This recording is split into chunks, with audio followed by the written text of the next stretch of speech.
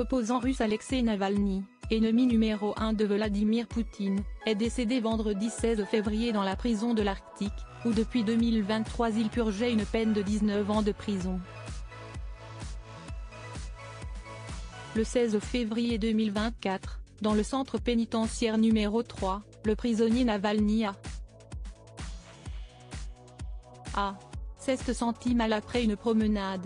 Les causes de la mort sont en train d'être établies, a informé le FSIN dans un communiqué.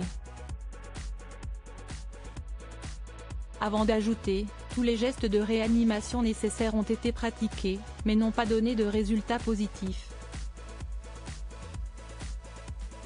Les médecins urgentistes ont constaté la mort du patient.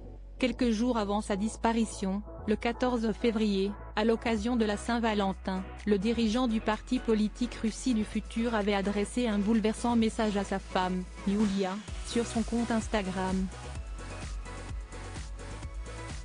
En légende d'une photo de deux, Alexeï Navalny avait écrit « Chérie, toi et moi, si esti comme dans une chanson, des villes, des lumières d'aérodromes, des blizzards bleus et des milliers de kilomètres nous séparent. Mais je sens que tu es près de moi chaque seconde, et je t'aime toujours plus. »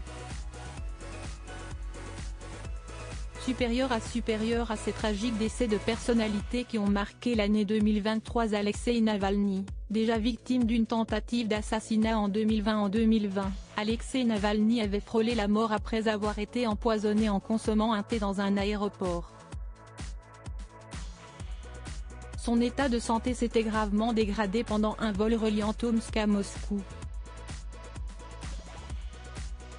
Hospitalisé dans un état grave en Sibérie, il avait par la suite été transféré à Berlin, en Allemagne et plongé dans le coma durant plusieurs jours.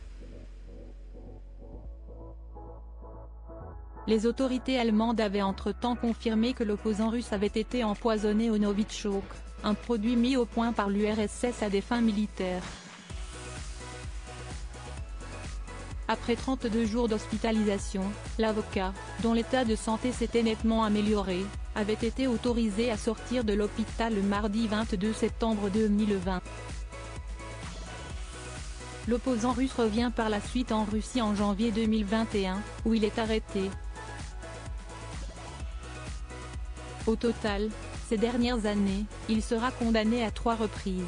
En 2021, à 2 ans et demi de prison, l'année suivante, à 9 ans, pour fraude, et en août 2023, à 19 ans de prison pour extrémisme dans une prison de l'Arctique. Crédit photo, Itartas.